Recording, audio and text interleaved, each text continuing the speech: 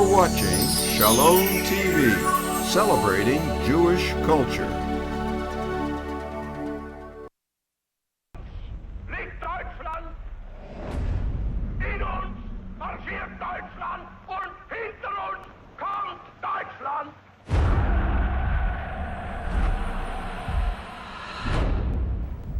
It's one of the leading films of 2009.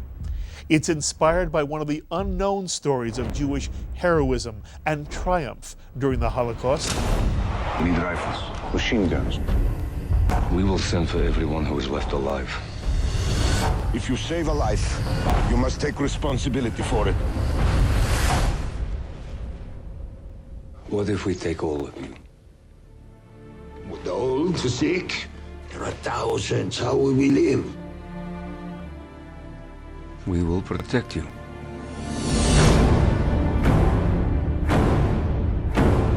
You are hiding here in the forest?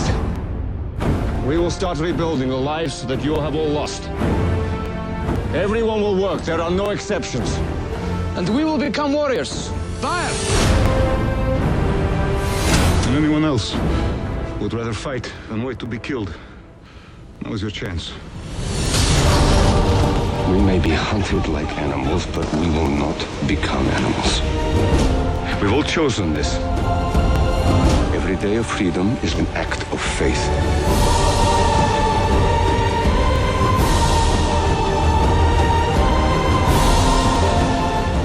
It's had a profound impact within the Jewish community, and it's called Defiance. In 1941-42 Belarus, as the Nazi war machine engulfed Poland and turned on the Soviet Union, one charismatic Jew convinced hundreds of his fellow Jews to join him in hiding in the surrounding forests to survive the Holocaust. That man was Tuvia Bielski, and for nearly 4 years, he and his brothers led a group that became known as the Bielski Partisans, fighting the Germans and, more importantly, saving Jews. The movie is a Hollywood director's version of the story. The film is written, produced, and directed by Edward Zwick, whose long list of other films include Glory, Blood Diamond, and The Last Samurai, and stars Daniel Craig of James Bond fame and Liev Schreiber. But the book that inspired the film is written by a truly remarkable human being, a Holocaust scholar, an emerita professor of sociology at the University of Connecticut, and a two-time Pulitzer Prize nominee and the winner of the National Book Award, Nechama Tec. Nechama Tec, who is herself a Holocaust survivor who lived as a young child with a Christian family, is the author of 5 books. Her own powerful memoir of a lost childhood entitled Dry Tears, which describes what it was like to adopt a false identity and the profound effects that had on her own sense of self. When Light Pierced the Darkness, the story of many Christians who risked their own lives to save Jews during the Holocaust. In the Lion's Den, which explores Jewish and Christian identity. Resilience and Courage, a book about gender and survival, which won the National Jewish Book Award. And Defiance, the story of Jewish wartime heroism, which has awakened many to an amazing story of Jewish survival and which became the inspiration for the movie of the same name. And I'm pleased to say that Nechama Tec was kind enough to invite us into her home in Connecticut to sit and talk about her book and the movie. And I think you're going to be very impressed by the mind and heart of this very special human being. So I want to begin by asking you, Nechama, there are factual distinctions between the truth you write about in Defiance and the depiction we see on the screen. And I also want to say that movies must, by their very nature, they're 2-hour, 1.5 hour, 2 hour entities, they must condense and therefore they take what's called poetic film liberty with stories, and that was done with the story of Defiance. So I want to know, the movie has been already, it's a rave, wonderful hit. When you saw it, to what extent were you pleased with what has to be understood, the adaptation? This is not Defiance on film. This is an adaptation of Defiance on film. There are major changes in the story. The overarching story is that Jews resisted, that Jews went into a forest and lived, that Jews survived, and they did it in this group called the Bielski Partisan Group, led by a man named Tuvia Bielski. But the story is not exactly on film, as you write in the book. When you saw the film, what pleased you most? And was there anything about the film which you said, I understand why Edward had to do that, but I wish it could have been different? Well, I would really I have seen the movie 6 times now, seen it from the beginning to the end and commented on it before audiences answered questions. And each time I see it, the movie, I find new things in it that I have not noticed. Sense of humor that the writer had, the script writer, unusual situations that he interpreted from my book, so that the movie is very rich. Now you are asking what happened when I saw it the first time. That is right. Okay, the first time I was really very nervous. I was so overwhelmed that I was speechless after it. Had you seen the screenplay? I have seen the screen. Oh yes, I have seen the Did you approve the screenplay? I have approved the screenplay that I saw with some reservations. Yes. And I had many comments on it, many. But I had so many comments that I finally told myself, look, Nechama, if you are going to bombard him with every little thing, just forget it. So I decided I had 3 basic things which I objected to in the original screenplay. In the screenplay. I guess we talked for about an hour, and he listened, and he said, okay, the 2 I will change. The 3rd I can't, and I will tell you why. And in essence what he said, a book is not a film, and a film is not a book.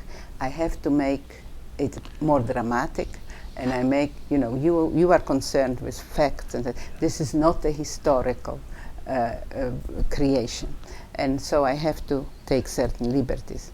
And also, since I knew his reputation as a great movie maker, I had to have trust in him. In fact, he had an option about 9 years ago, and the option ran out. I had options for this movie, for this book and other books, and they ran out. Usually, the process, and nothing happened. And I don't give it much thought because I'm very involved in writing. And then after about 8-9 years, he calls me up, he himself, and he says, I am Zwick, and I remember the name because I remember that it was one of the option holders.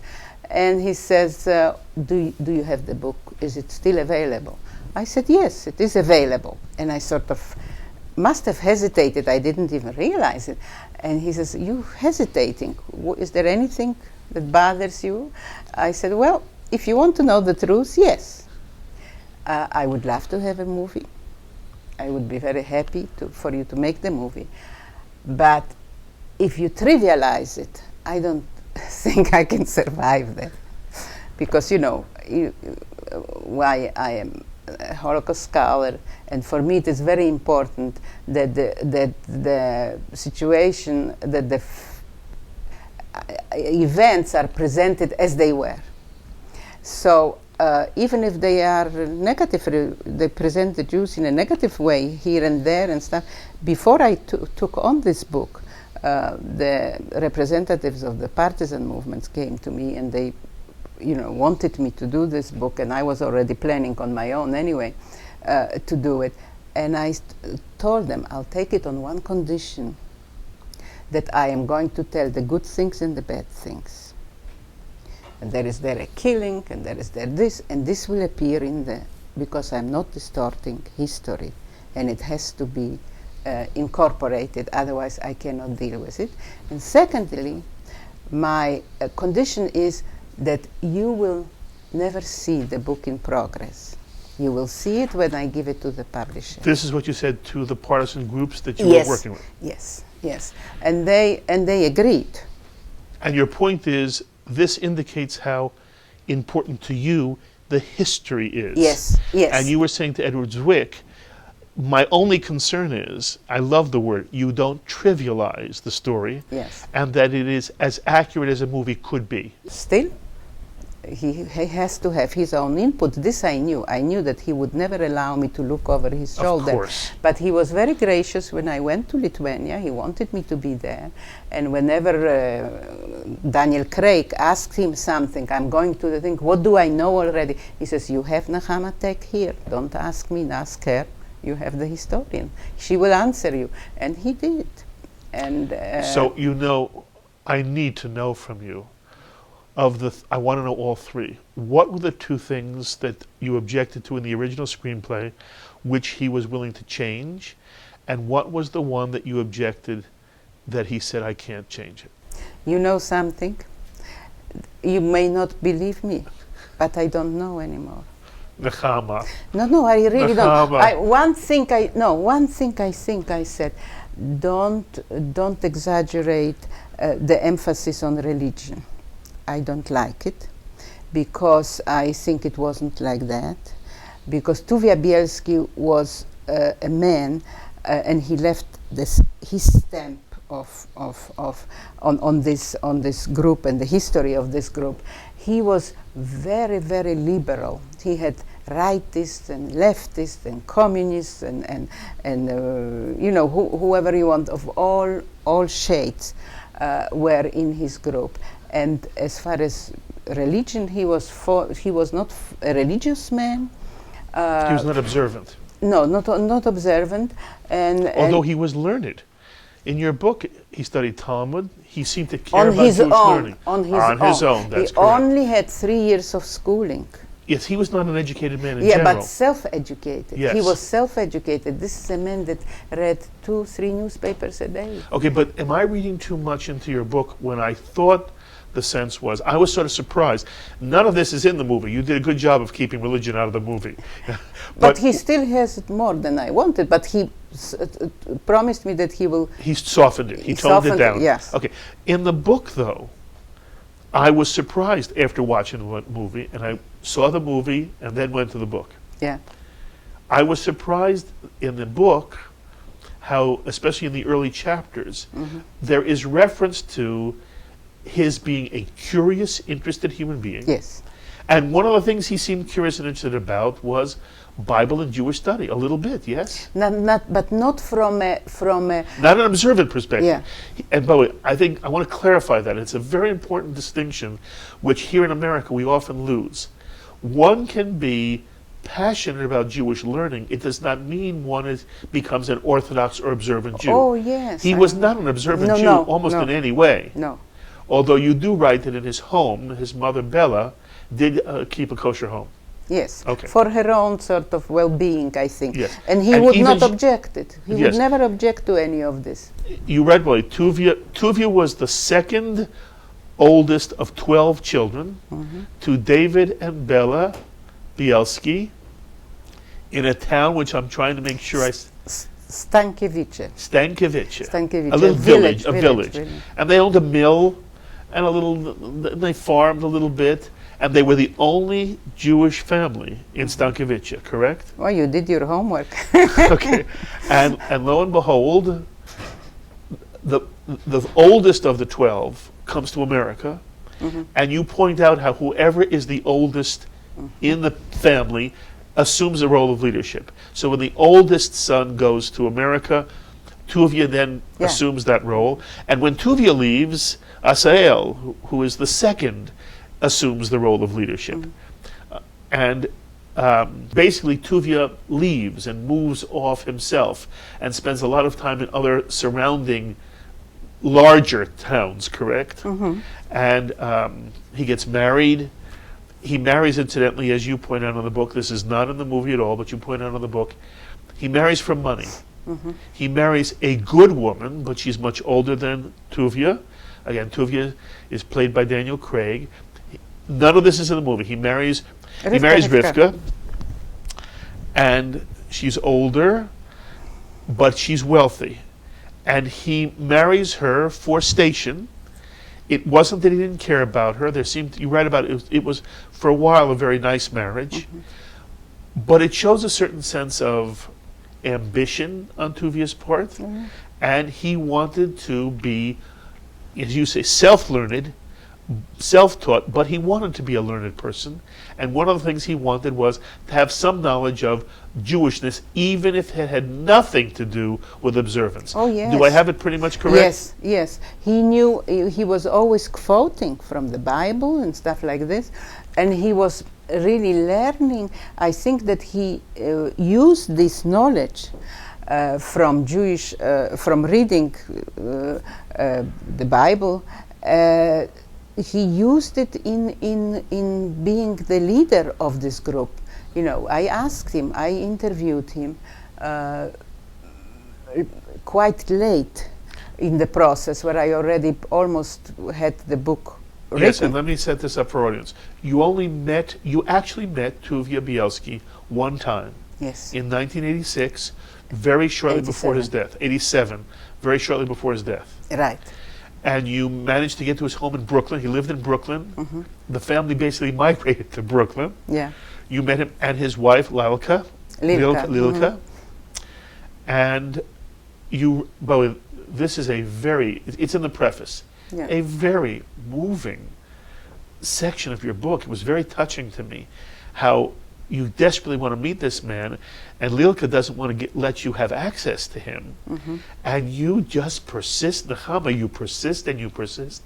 And finally, I want you to describe for our audience, you convince somehow that you can stay, and into the room, for the first time you're now seeing, Tuvia Bielski, who you've learned about, but now you're meeting him for the first time.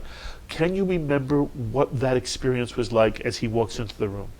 Well, first of all, the reason why I came to her, to their home, and the first thing she does when she opens the door, his wife, says, "I'm very sorry, you cannot have this meeting with him because he had a very bad night, and he was very sick, and he's too weak, and he will get upset. So you cannot." I said, "I'm very sorry too, but I have called you so many times, you could not arrange it, and finally you arranged this. Tomorrow I have to go to Israel because I'm continuing to collect evidence for this book and the next book. I always work on two at the same time."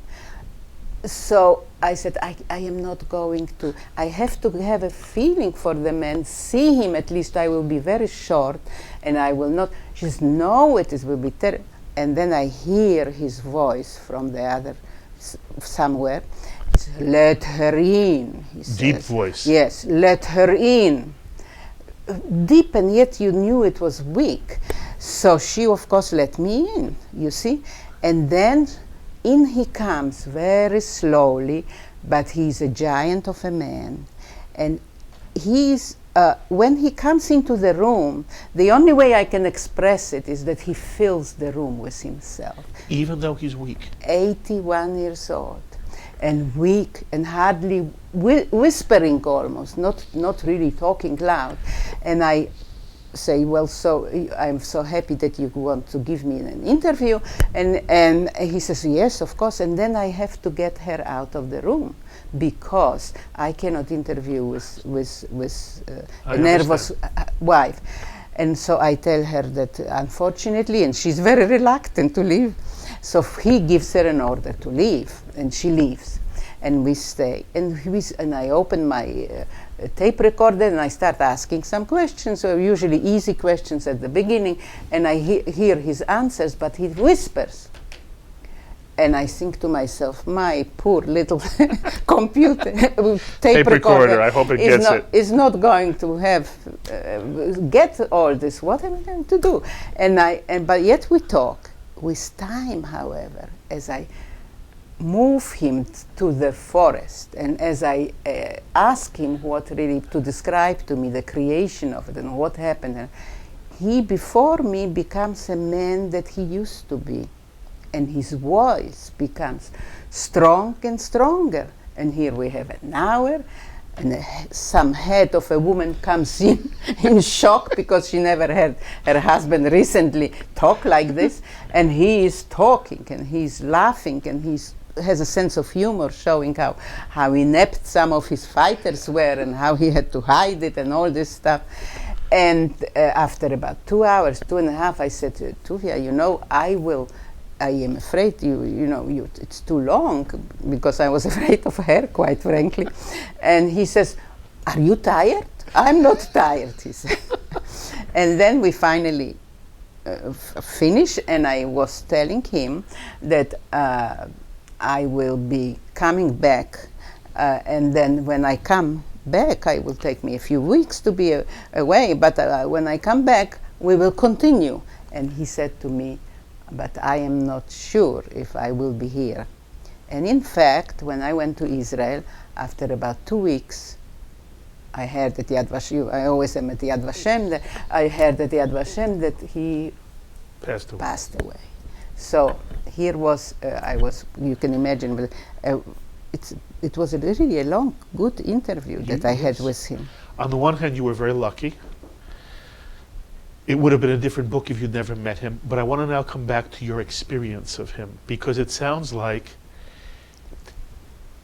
part of your genius is being able to draw people out. I mean, so much of your work is based on interviews. You're interviewing all the time. Yeah. And I wish, as an interviewer, I'm so sorry I can't interview him. But can you remember how you experienced him as a person, especially as he sort of became again the Tuvia Bielski who had led this partisan group of hundreds of people, who ultimately saved more than 1,000 people in these forests? What was your experience? What did you feel about the man? You know what? I also forgot myself in a sense. I did not treat him as an invalid at all when I, approached him, and when we started talking, and especially when he raised himself to the level of what he was and talked to me and joked to me. First of all, I must say, when I interview, I asked everyone that agrees to be interviewed what language they want to be interviewed. And he selected how comfortable with what language do you feel. So he said Yiddish. I feel most comfortable with Yiddish. So the interview took place in Yiddish, but I transcribe each of my interview myself, and I transcribe it from whatever language I have into English. How many languages do you do? 6. 6, okay. Yeah. So this all was in a language that was, that he was at home and I'm at home. So I really identified with him, so that I was there with him, visiting. I knew about the events, but I wanted to know how he, like a question I asked him, how did it occur to you? Because he was obsessed with saving lives. How did this idea come to you that you wanted to accept every Jew that came to you, and you were making efforts to get the Jews, more Jews? How did this idea come to you? He said it was very simple. That I just can hear him say. It was very simple. The Germans take every Jew, good Jew, bad Jew, intelligent Jew, idiot Jew, and they kill them. Should I imitate the Germans? They kill every Jew. I saved. They kill. I saved. I cannot. I don't want to imitate them. So this is my thing is to save. And in fact, his group took on a dual role of saviors, rescuers, and fighters. They had to fight because a group like this could not exist. They had to accommodate the partisans that wanted to engage in different fighting activities and so forth. So he had a certain, it was never exceeded more than about 20% of fighters. So he would send them for expeditions, to get food expeditions and so forth. And we had a very interesting, because I knew about him so much from different angles, I could also test and validate whether he really did this and or really did that and stuff. I have that. And how did you feel that the validation came through? Oh yes, oh yes. He told me, I said, did you do something that you are not, that you are regret? Yes, what did he say? He said, yes, he was sorry that he killed, and I write it in the book, that he killed a man the last day as they were leaving the forest. He says, I wish I could have avoided, could have avoided it, and I wish I had, but the circumstances were such that he was very, very upset. You're sitting with an individual who devoted himself to saving Jews. Mm-hmm. And if somebody said to me, what's the movie Defiance about? And you make it clear it's what the book is about. It's about, don't misunderstand how there were Jews during the Holocaust who were devoted to saving other Jews and succeeded. And one of all the lines in the book, and I think it's in the movie, but in the book it just bowled me. At one point he's in a conversation, and the partisans, some other partisan group I believe is talking to him, and they said, how many Germans did you kill? And Tuvia Bielski answers, it's not about how many Germans did I kill, it's how many Jews did I save. Do you remember the line? Oh yeah, he said, of course I remember. He said, it is much more important to save an old Jew than to kill 20 Germans. Yes, I was so impressed by that. Yes. Now listen, you have your own history. Mm-hmm. You had a real hard time as a child. Mm-hmm. And not only that, you saw so much pain and death mm-hmm.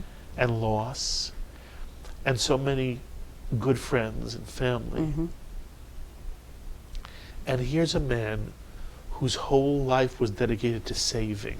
Mm-hmm. Did in any way, as you're talking to Tuvia, does your own childhood flash through and something like, I don't know how to express it, I wish I had known this man then, that in some way, I wish there were Tuvias, there had been Tuvias in my life then. There were Tuvias in my life. My father was my Tuvia, you know?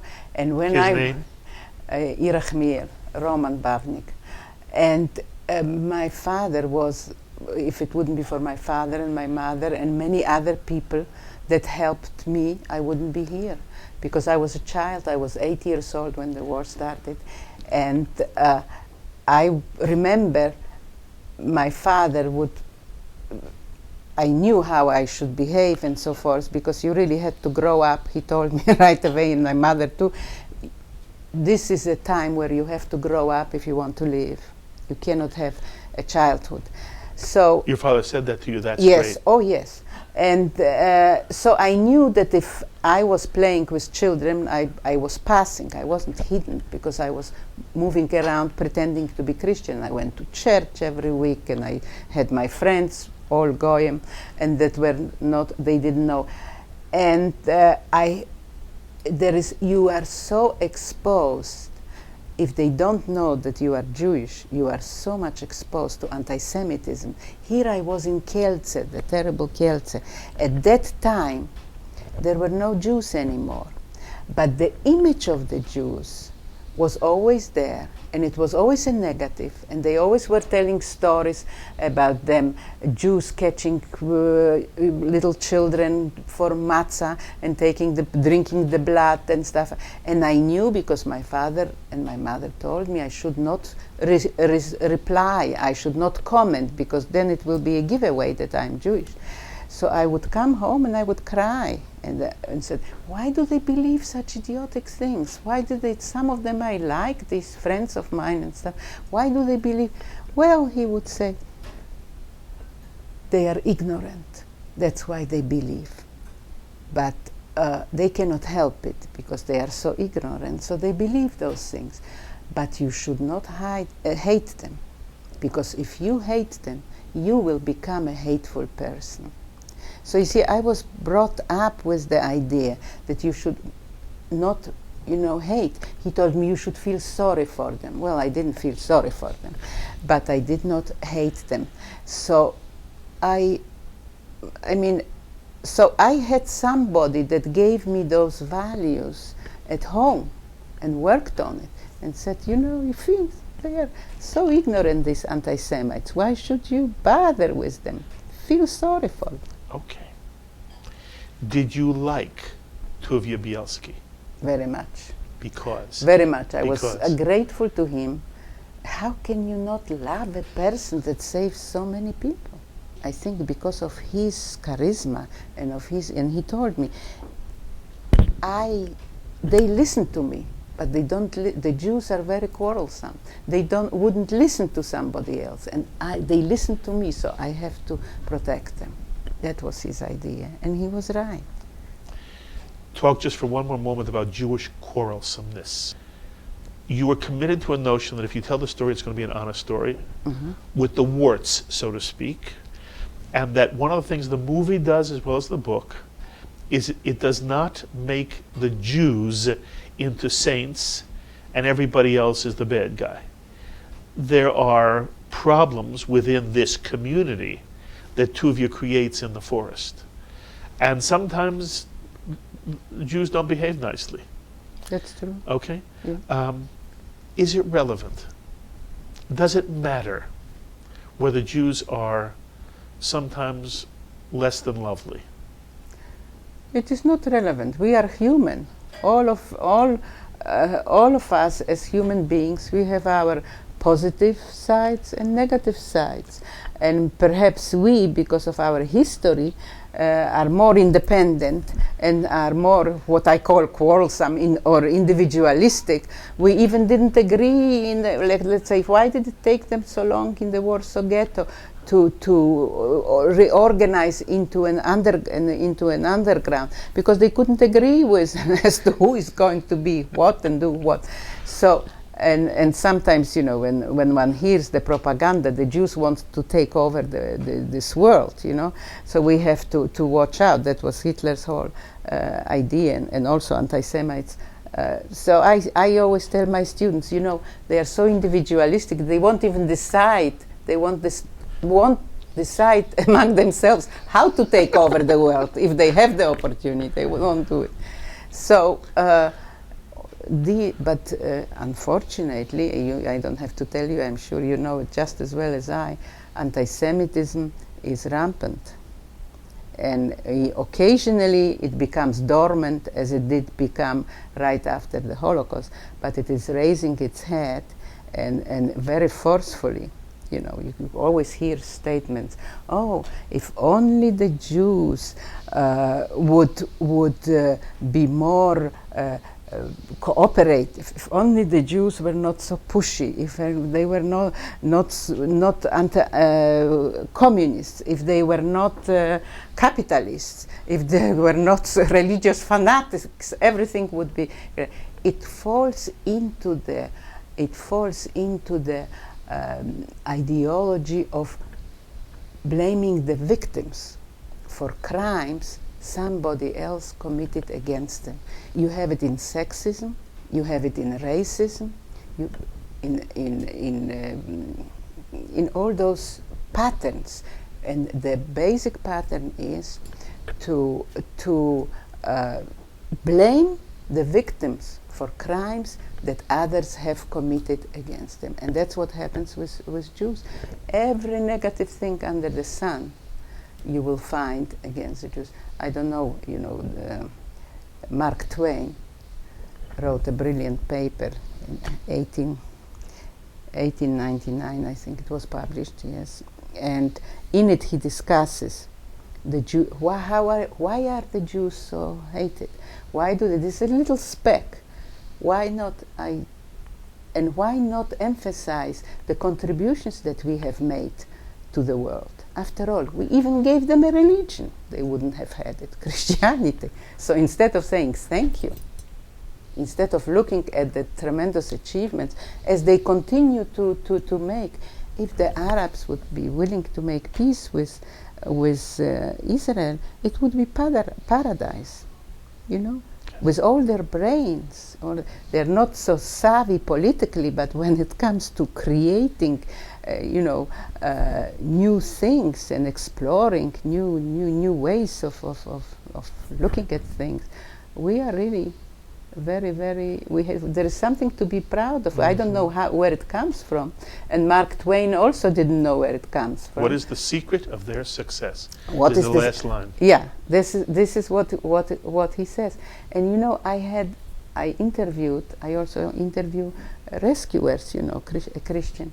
I once interviewed a woman, and I asked her to relax them. At first I said, oh, how many years of schooling did you have? She says, none. I didn't go to school. I just do it by pencil and we go on. She says, yeah, but you know, my father, he went for 3 years to school. Be sure to put it down. And she looks at my note. Here, put it down. I said, okay, I'll put it down. Now this woman, because every one of the Christians that's saved or helped in any way that I interviewed, and I continue to have contact with some of them.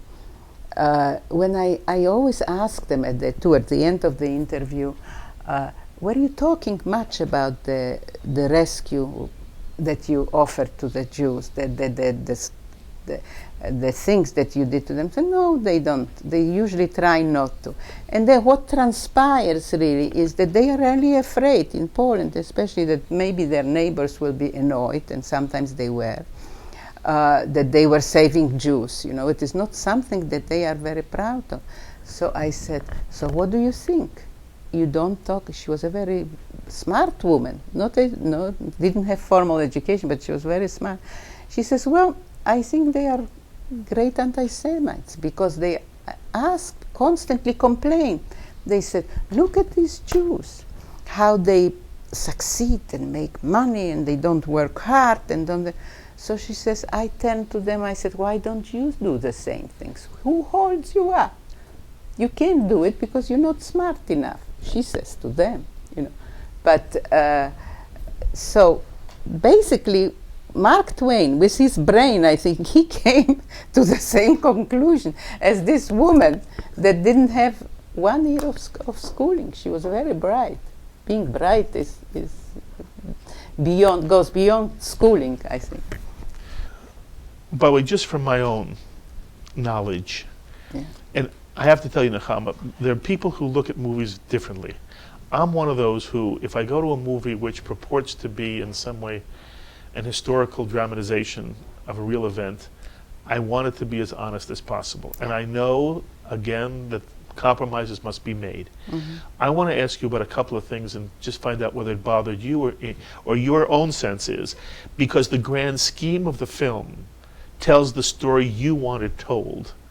The details don't bother you. For example, again, some people watching right now will have seen the movie, and this will be more meaningful to people who have seen the movie than not.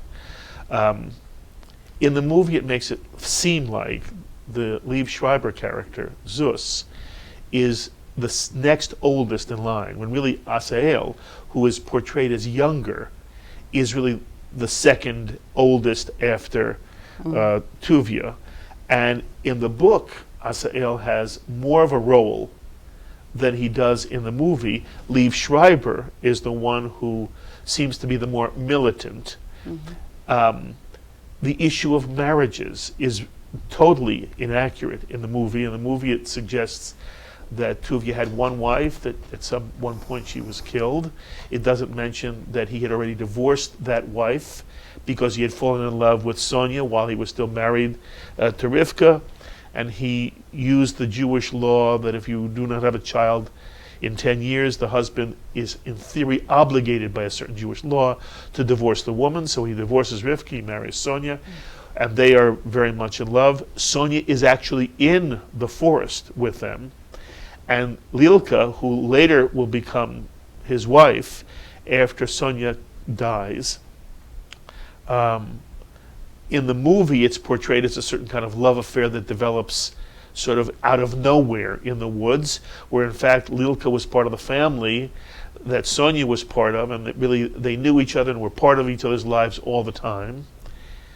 You point out in your book that, as is true of many charismatic leader figures, Tuvia was a womanizer. He was with many, many women during all of his marriages.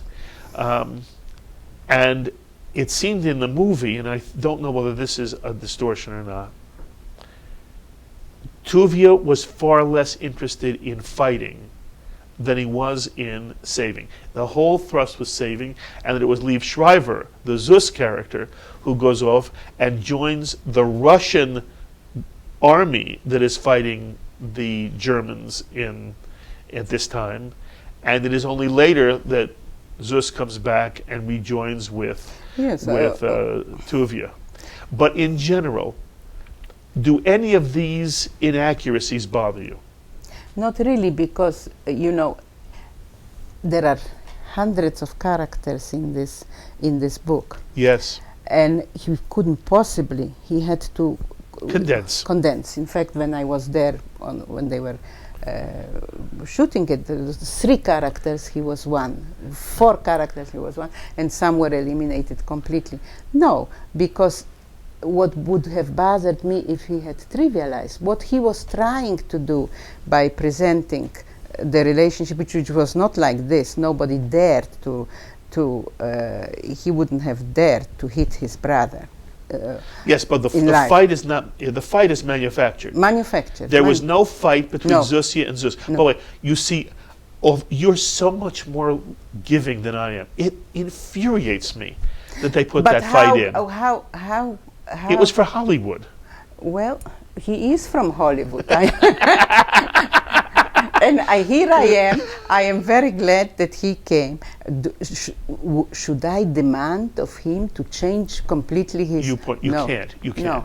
So I am very grateful that he listened to some of my points and that he showed me a great deal of interest, that he read even my other books and commented on it and was influenced by it. But is it okay if I clarify for the audience watching right now? There was never a fist fight between Zusia and Tuvia. No, there wasn't. Okay. Also, there's a scene, you write about the scene in which there's sort of a rebellion. It's sort of like a Korach rebellion against the leader Moshe. And these were the group that thought that they should be privileged because they had the job to go out and do some of the... They got out and got the food, and they had to fight more, and they thought that they should be privileged in some way. In the movie, it ends up with Tuvia killing on the spot the person who was the rebel. In the book, he doesn't kill anybody in that way. No. Just understand, for the integrity of your book, it bothers me that they've got Tuvia shooting somebody point blank dead when he never did. He never did shoot this one, but to this particular character, he told him, "You don't like it here, leave." Yes, and he left. But that's okay. And he left. Okay. It's very different. Did he ever shoot his horse? No. Why did they do that? Well, I'm just telling you. You understand? There was no white horse. There was no white horse. They never shoot the horse. So right. I will give you. I have no problem modifying it as to how historically it was. There was no white horse, and he did not shoot the horse in order for them to have food. No. Right. Okay. And at the same time, we both understand there's a larger story that is told here. That is very important because it does illustrate, because one of the things that we Jews have been and continue to be accused of having been went like sheep to the slaughter, passive. Yes. And this is what my next book is about. To what extent were we really passive? To what you have to compare it very systematically with non-Jewish resistors and how much they had and what they. This is my next book. You see, it's the issue of passivity. And that's the main point of view. That's what you really want to teach, both in the book and the movie. Yeah, I don't make judgments before. I don't know how it will come out. This is qualitative data. I stay very close to the data, and what it will tell me, I don't know what the end will be, what I will show. But I want to show that sometimes the Jews were passive, sometimes the non-Jews were passive, sometimes, some people have complained about the Russian partisans, that all they did was getting drunk and robbed and had women. All right? So somebody has to come and examine this very systematically and compare them to Jewish resistors, to Polish resistors, to Ukrainian resistors, stuff like this. So I'm not making judgments. I just want to systematically examine it and find out to what extent some of those accusations are justified. Okay, and I feel that is both, not only is that fair, it is critical for both the Jewish community and the community at large, that they see this side that very often is missing. And I'm only saying at the same time, I want our viewers who may have seen the film to understand the story is more subtle, and Yes. very often things that you see on the screen are created for screen effect, Right. and not necessarily were part of Tuvia's life. It's interesting, in your book you point out how Tuvia was the one who was adamant if he ever heard anti-Semitism within the Russian army. Oh, yes. In the movie, it's Zeus. It's the Liev Schreiber character. Because he wanted to make him a consistent, Yes. to stand for being aggressive, Yes. and this one for making accommodations. Yes. Okay, so that was his way of presenting it. One more detail of the movie. Mm-hmm.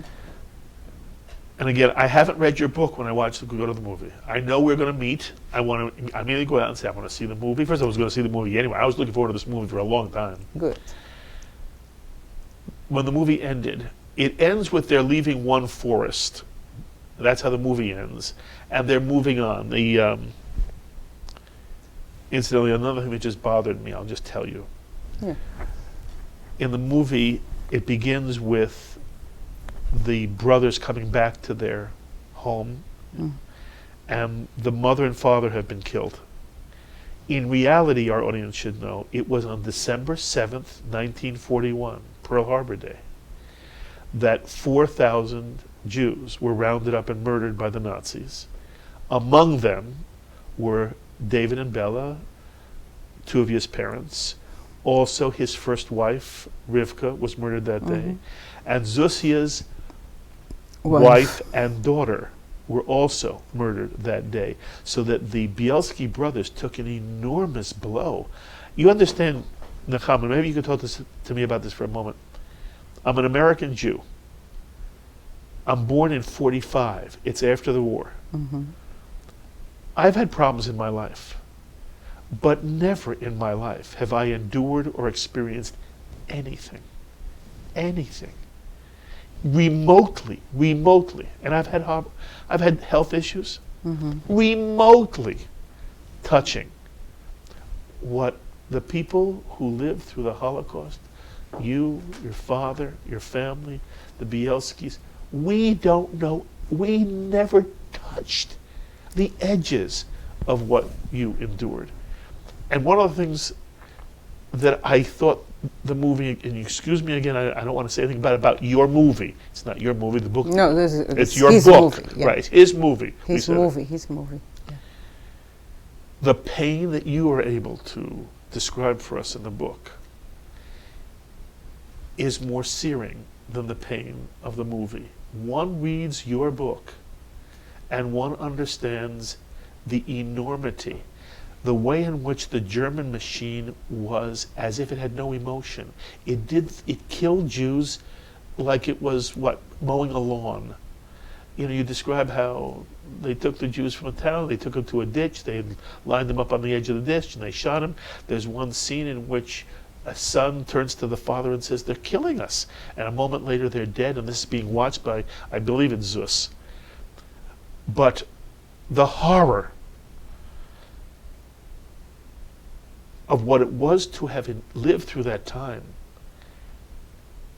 is still something we American Jews who did not experience it, if it's not for you in your writing, if it's not for your colleagues, if it's not for the other, in my mind, courageous survivors who've been willing to tell, talk, and write.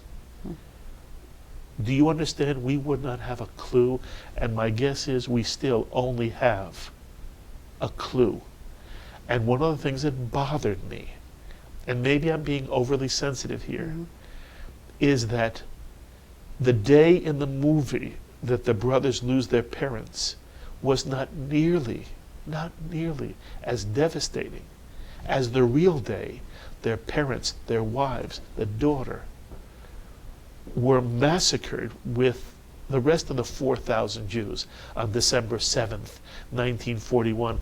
And Nechama, it's interesting for me now, December 7th will forever have two meanings: Pearl Harbor and the action that you write about, that the Germans, where the Bielski family was devastated.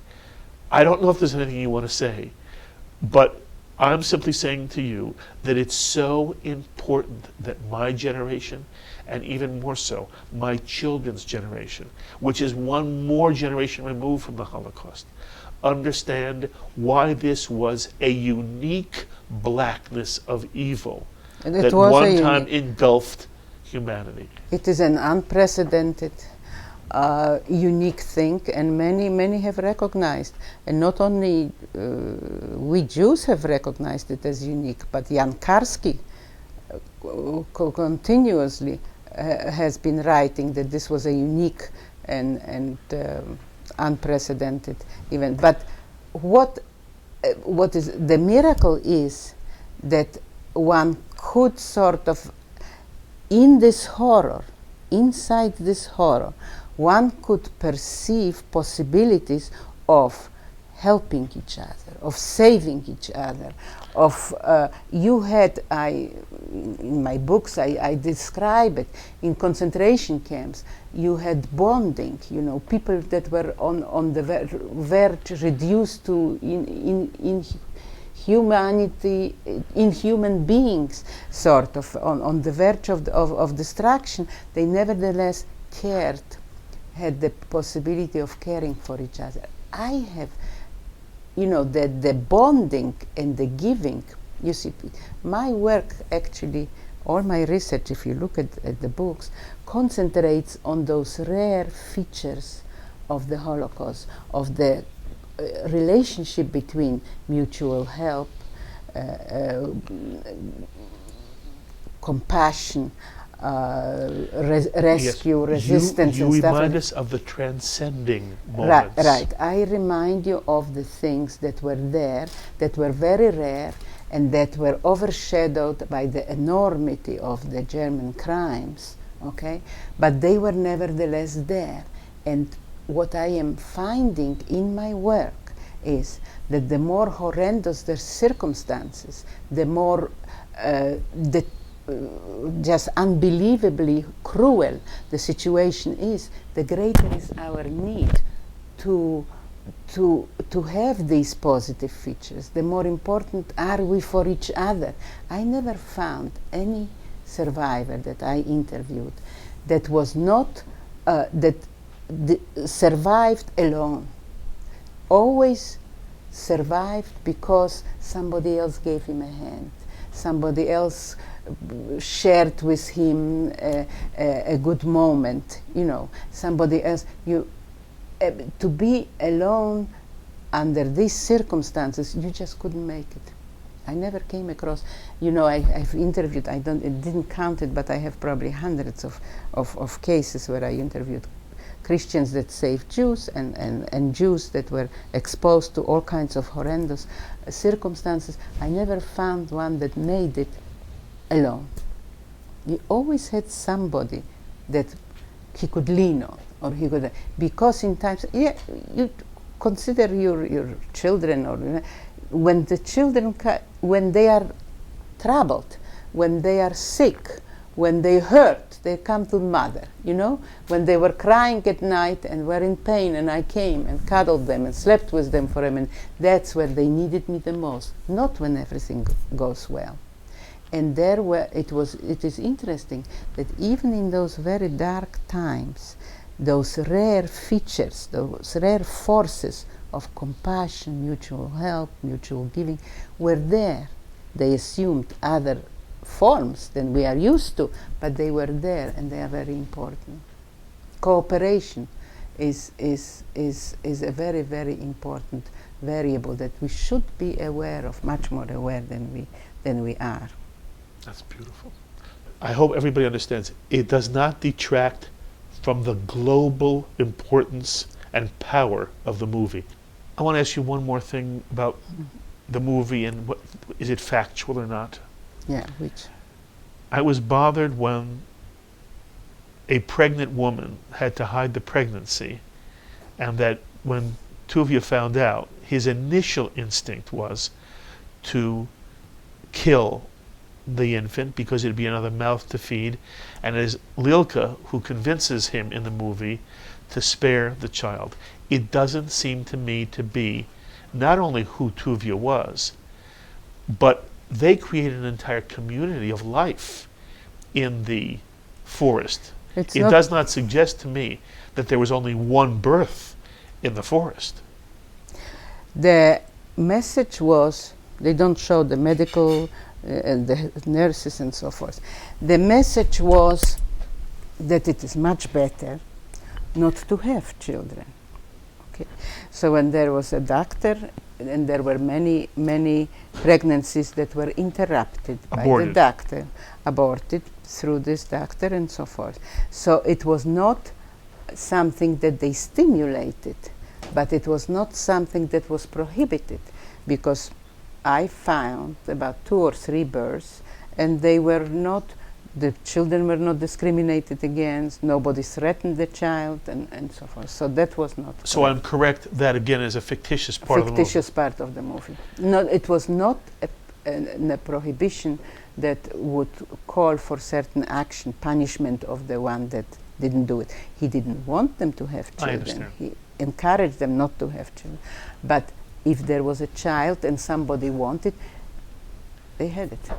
Okay, and Tuvia was not about to exterminate that child? No, never. He loved children. He was, with all this strength, he was an emotional person. When many people came, he was crying. I read a testimony of a woman with a baby that walked around and looked for the things, and she thought that she was not finding them, and finally she came upon two partisans from Tuvia's thing, and they brought her with the baby to Tuvia, and the Tuvia was so happy, he was crying that he saw her with the baby. No. The movie ends in essence with this fictitious tank coming into the forest, and they're dropping bombs from the airs into the forest, and they have to immediately evacuate the forest as if they're going to somewhere else.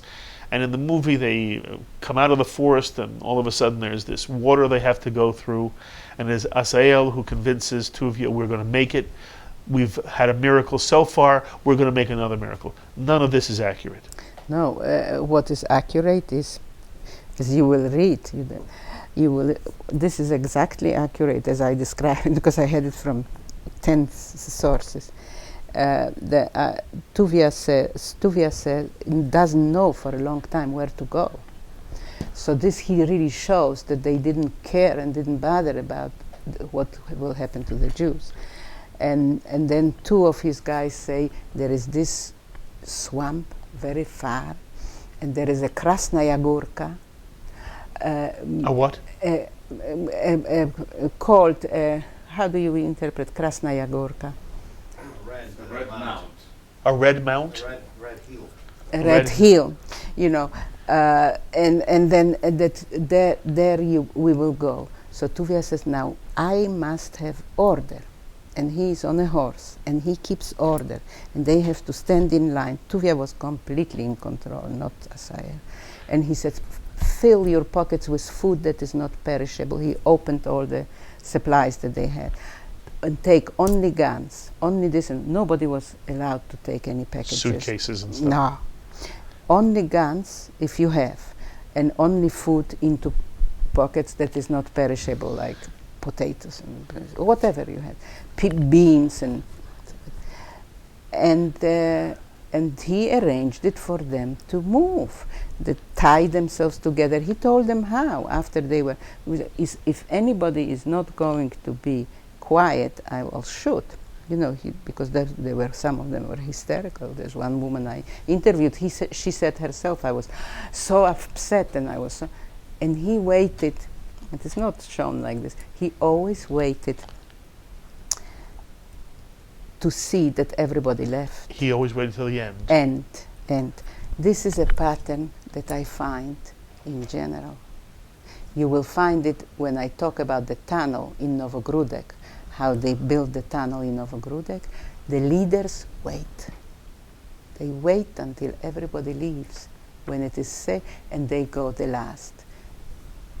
This is a pattern that Jewish leaders, wherever it was, when there was an uprising in Treblinka, most of the leaders died because they waited to see how many would need help, or if maybe they could do something. That was the pattern. And that was Tuvia as well. Oh yeah. He waited to make sure everybody was safe before he left. Yes, of course. And he then counted them, and then he found that 2 people were missing or something. Just volunteers. Who is going to find them? And they found them and they brought them. He was always at the end. He never left first. It's the book. You wrote a remarkable book, and then Edward Zwick turned it into a powerful movie. Again, we've discussed the fact that it may not be historically exactly correct, but there's a message to the movie that is authentic to the book. Oh yes, that there is a statement. It really states that the accusation for passivity was not all-encompassing and was not, and it happened very often that the Jews stood up to. Incidentally, just tell our audience, after the war, Zus comes to America, and then Tuvia comes to America. He stays married to Lilka, obviously, whom you met as well. He has a trucking business with his brother? I don't know if I would call it even a trucking business. At first he has a truck that he drives, and then he has a brother that has some kind of a factory, and occasionally he lives a quiet life in America. Yes, yes. An unassuming life in America. And he is not made into a Jewish hero until you write this book. Well, I guess people around him probably that knew him very well, but you have to understand, all the people came back and they found nobody. Lost, out of, in my town that had 200,000, Lublin, 200,000 Jews, 150 survived. So, and those that survived were single individuals, lost souls and stuff. They did not, maybe they did not pay as much attention to Tuvia as they should have, but they didn't have themselves much. So, and they dispersed. Well, you understand you did a tremendous service, not simply for the Bielski brothers and the story, but you brought a whole story we didn't know to life. Well, in the book, and then the movie. And I know you take pride in it, but I want you to know you should be proud beyond proud. No, it is not good to be so proud of oneself. Okay, then I'll simply be a conceited okay, woman. But will you accept, however, that I say to you thank you on behalf of all of us who have grown because of your book? Well, thank you very much. I'm happy that you want to read it. I do. And I'm almost at the end. Incidentally, you know some Midrash also. I don't know if you know that in the Midrash, Moses has a name before his name is changed to Moshe, the name given to him by the princess who draws him out of the water. His given Hebrew name is Tuvia. And as I experience your book, in my mind, in essence, for me, Bielski was, at his time, a sort of Moses figure who was able to gather and lead, deal with all the contentiousness of his group, and in the end, bring his people to a promised land. The nice thing is he got to get there with them. His brother Asael did not. His brother Zus did. And he lost 2 wives in the process, but he comes to America and then continues to live a life. So for me, there's something even transcending in the story. But Nechama Tec, you're an extraordinary human being, and it's so lovely for you to let me come into your home and to spend this time with you and for you to share your thoughts. I hope you'll let me do it again, and I hope at some point you'll simply, I know you've done it before, but maybe you'll also be willing to talk about some of the other books, including the one that you wrote about your own life and your own story. But called Tuvia Bielski. You are wonderful. Thank you very much. Very, very special woman. Thank you so much. Thank you. Thank you. Thank you. A remarkable and lovely human being, Nechama Tec, author of Defiance, the story of the Bielski brothers partisan group. I do hope you enjoyed meeting her. I'm also very pleased to say that Nechama Tec has agreed to personally sign a paperback copy of her book Defiance for any one of you who can support our efforts with a tax-deductible contribution of $36 or more. And the book Defiance not only is a good read, it would make a wonderful gift for someone in your family or for a friend. Tax-deductible checks should be made out to the non-profit organization Jewish Education in Media and mailed to GEM at Post Office Box 180, Riverdale Station, Bronx, New York, 10471. And please indicate you'd like the book Defiance and tell us the name you'd like Nechama Tec to use when she signs it personally for you. That address one more time, Post Office Box 180, Riverdale Station, Bronx, New York, 10471. And of course, I'd also love any reactions you have to the ideas expressed by Nechama Tec. Please be in touch with me this week by email or by mail. I look forward to hearing from you. And so until the next time, I'm Mark Golub. Be well, my friends.